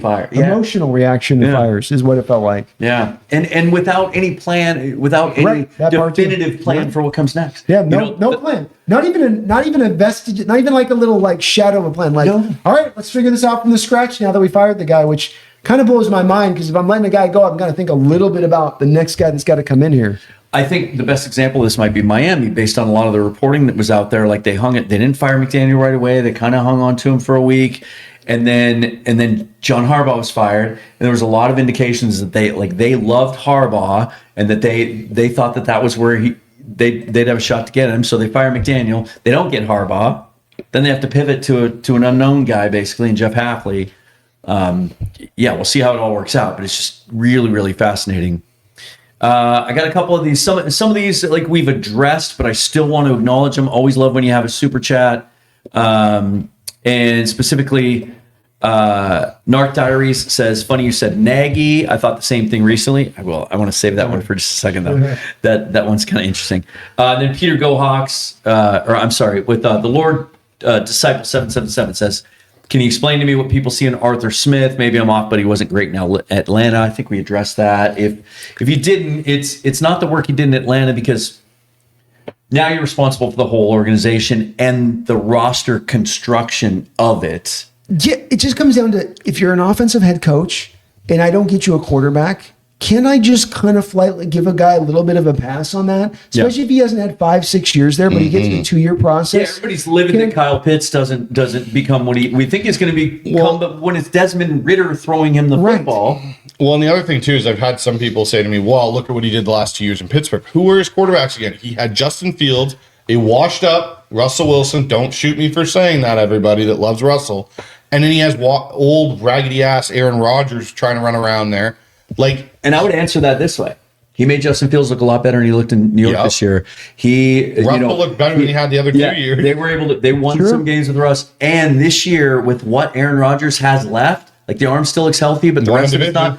And they were able to, win the division. I think they were able to win the division. And with a young offensive line that really struggled the first half of the season, couldn't get the running game going. They took a rookie running back high, never got him involved. He looks like a bust, by the way. And then and so now it becomes all on the little scat back kid to be the 24/7. Yeah. If you don't have, because they counted on the other guy taking over Najee Harris, who went to Chargers. So he's gone. Now all you've got is the bust of Caleb, and you can't run the scat back 24/7. And then you trade for DK, but you trade away Pickens, so you don't have a second guy. You bring Adam Thielen in week 5.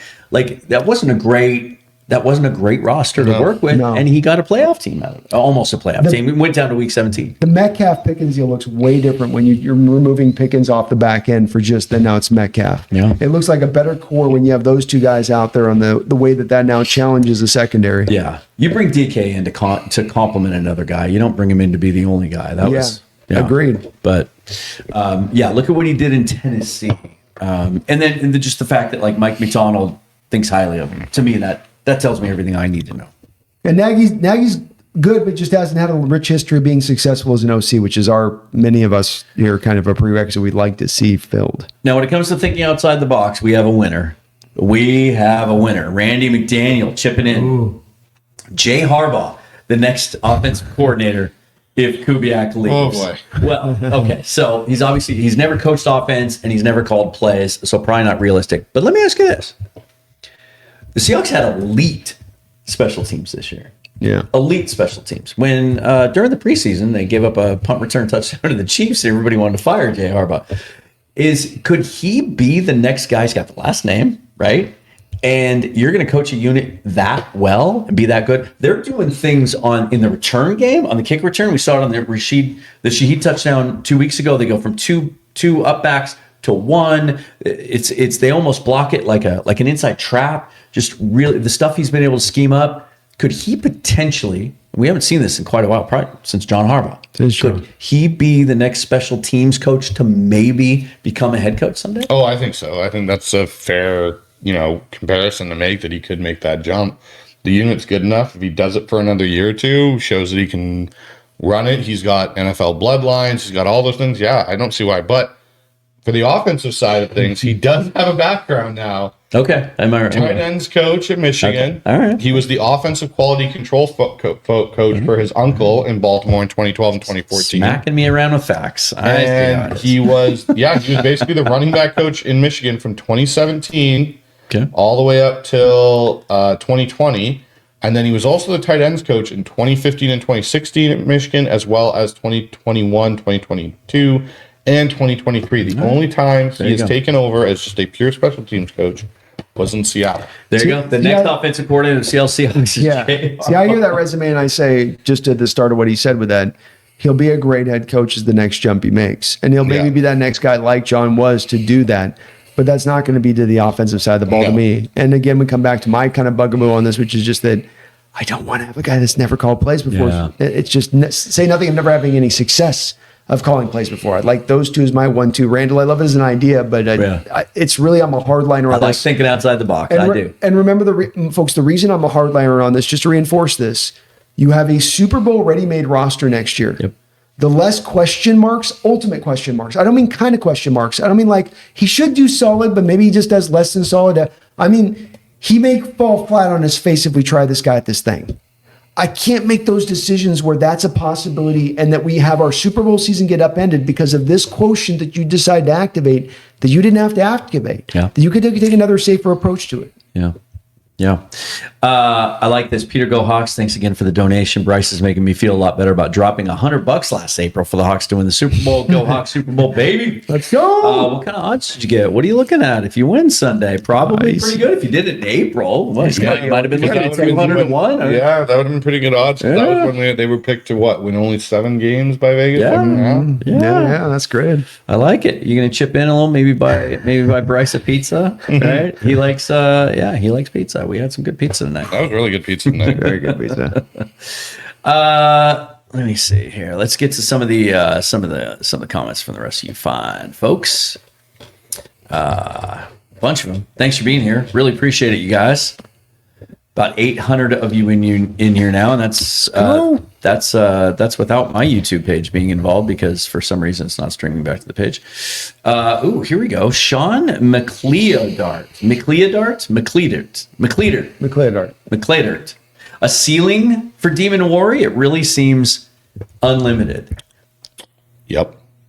There's no player that's been like this in the sport, including Kyle Hamilton. And I would say that because Kyle Hamilton wasn't Kyle Hamilton in his first year. And the fact that this guy is instantaneously this great and that he's in a system that's going to utilize his skills to the maximum, that I can't find where his ceiling exactly is at. And partly because we never had a player quite like this. And partly, do we even really know what he is yet? Because when he was drafted and we saw him in training camp, Mike Macdonald said, what? We're going to play him in the box. We're going to kind of just lean into what we feel he's comfortable with now. But we're going to train him to be a deep safety. Now you got Macdonald saying, we're basically a 4-3 team now and he's playing linebacker. Yeah, do you think they've even changed their minds about what he is now? Yes, because I think that the idea was that we can train him up to be a safety and that they weren't as unsure about how much impact he was going to provide to this degree of impact, is what I'd say. Like, to be this much of a difference maker down by the line of scrimmage, I don't think that they kind of saw that out the box. And the fact that it is this way out the box tells you it'll only be better in the future.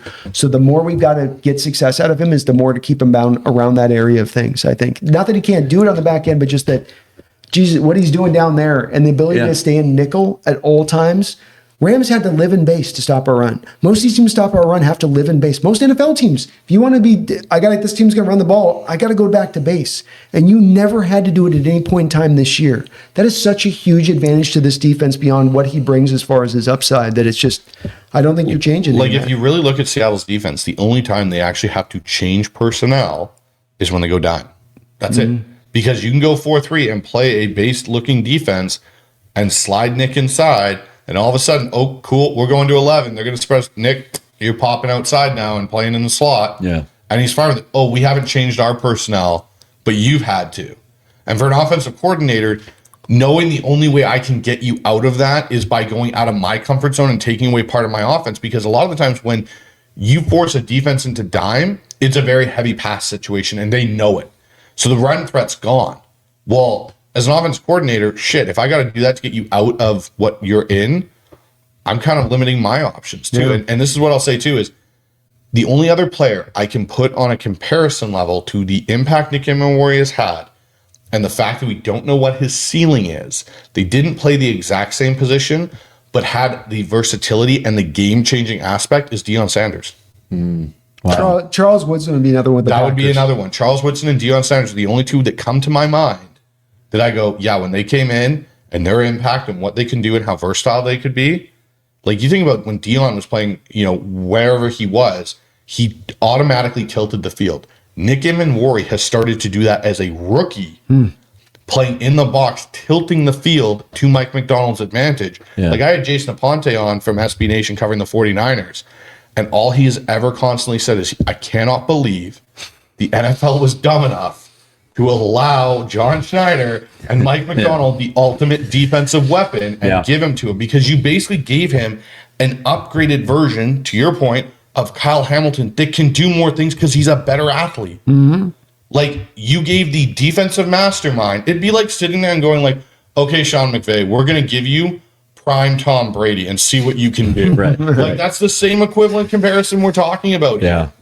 Well, we were talking over dinner about what if he gets his hands on Joe Burrow. Let's hope it doesn't go there. The other remarkable thing about it is every once in a while in the draft we see a guy come out like this that's like, a Swiss Army knife or a jack of all trades, master of none kind of a thing. And he's so versatile, we can use him in so many ways. But he's not good enough at any one thing to make enough of an impact. I think of a guy like Justin Simmons. He was supposed to be that guy, right? He can play safety, he can play edge, he can play linebacker. And he's bounced around the league and had a hard time finding a home. That's remarkable to me. And also just watching his evolution, we went from early in the season, I think the impression he made on people once he came back from the injury was there were a lot of people that studied the draft that didn't feel like he was as physical of a player as they wanted to see from a guy with his size playing that position. And that's where maybe the Cam Chancellor comparisons were off base. And yet one of the first things we saw from him as soon as he got on the field is, oh yeah, he's physical. He deconstructs blocks. He blows people up in the backfield. Now, 17 weeks later, we see him covering guys on the outside. And some people have actually suggested, as we look ahead to the offseason where we don't know what's going to happen with Rick Will and Josh Jobe, I've had people suggest to me, well, let's make Nick Emanori a full-time outside corner. Like, no. he could. They're not going to do that, but he could. But you lose the impact of the game tilt, in my opinion, because so if you say do that, if you do put him outside as an outside corner, you now truly have to do sub packages, because who is going to replace him as a Sam to nickel slot that you just slide? All you do with Nick, it's like, whoop, go outside, come back in, Nick. That's all you do based on what they're doing. You put him outside, now you're subbing. Now is it Tyrese Knight coming in for base? Are you then taking him out and putting Ty Okada or a new drafted safety into that role where he's coming in, or a corner? Like, that's where it changes. Nick being where he is allows you this freedom to go, hey, guess what? I don't have to tell you what I'm doing. It depends how you line up. And I'm going to either go into my base look and Nick's going to plus inside, or walk down on the edge and look like he's coming off of it. Or you're going to go out in your 11 personnel or whatever, and I'll just plus you back out, Nick, and you go cover in the slot. To Bryce's point on this, I think that we've seen the nickel position rise up in a way now where before outside corner was absolutely positively the more valuable position. Mm-hmm. I think that nickel has become, and especially when you can dictate formational packages to an offense off the back of it, it becomes even more important of a position and much more valued to keep him there then because of it. Yeah. We got a couple that came in a little while ago. They're just kind of off topic, so let's feel free to vary from that. Taker 610 asks, now that Trey Hendrickson is a free agent, is it a slam dunk that he signs with the defending champs if Crosby is not an option? Getting ahead of ourselves a little bit there, Taker. We discussed this while we were sitting out at Hancock Whitney Stadium today watching the Senior Bowl a little bit, because one of the groups we like in this draft here at the Senior Bowl even, and this includes some guys that have pulled out, it's a good edge group. It's a good edge class. We don't know that we see any like high upside dominant guys, at least not that are going to get to 31 or 32, but some nice guys for the future. We've talked a lot about how the one thing this team lacks is a closer, an elite pass rusher that can just beat a tackle when you need him to in the moment. I've heard varying opinions on this. I think I know where you guys stand, but is Trey Hendrickson a fit here? No. No, he's a hand in the dirt guy. And then like there's people like to universally take edges and they say, if you can stand your hand in the dirt, then you're going to be just as good standing up. If you stand your hand in the dirt as a 5 tech, or you'll be just as good as standing up as a 7 tech. It doesn't work that way. Some guys work better off of coming high to low than low to high. And Hendrickson is that type of guy. He's better low, hand in the ground, coming up when he uses his moves versus coming down high on it, where I think he gets a little bit more neutralized at times when they've tried to run him and having him do that stuff. So it's as much as it comes down to that, as long as let's acknowledge the fact, a little bit of an older guy at this point, 32. If I'm getting a guy that much, I don't want to be paying all the money. I want a little bit of a discount once I'm getting to that age of things. And I think the one thing Hendrickson's not going to want this offseason is a discount anywhere. I also here's the thing. We talked about it here. We've talked about it a lot, Brandon, is the wide 9 to what you also call the wide 10 with that extra half yard outside. The way that these edges have played in Seattle this year and what's made them so effective, especially a guy like Tank Lawrence, is you're a power rusher, get in there and have a two-way go once you read what's going on. That's not Hendrickson's strength. He's also not a great run defending edge, for one. He's not. He's really good at getting after the passer, and I get that's what we're talking about, but the way Mike Macdonald constructs his defense is very much on the back of, I need versatility. I need you to be able to do things like that. If you know every time you're going to have to put Trey Hendrickson out there, that you hope you don't get a team that catches you in tempo and decides, hey, guess what? We got a first down. We're not letting you sub. We're not letting you get Trey off, and we're going to start running the ball right at him and make him run defend. And now you're kind of caught at a disadvantage. That'll piss Mike off because he doesn't like giving up those kind of easy tells and gives. This is where I think, again, if you're going to go after an edge, it's going to be a guy like Crosby. We just say, okay, cool. You can defend the run for us, great. Yeah. And third down, you're a hell of a pass rusher, go. And that's where, for me, when I look at this edge class, there's a lot of guys that, again, are, I would call them B-level players that you're going to get. You're not getting an A-level talent that's a dominant pass rusher, but you can restock that shelf a little bit.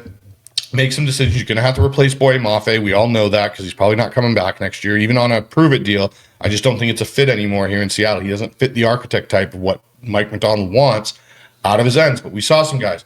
Derek Moore is one of them out of Michigan. Zion Young out of Missouri. There's a couple other guys here too. Sutton. They're Sutton from Penn State. There's a couple of guys here that are very interesting that fit that archetype that Mike Macdonald wants, and I think could be available to Seattle, whether it's day 2 or whether they decide, hey, we're pick 31, 32 if they still have it, and they decide, hey, we're going to take a swing on one of these guys and see.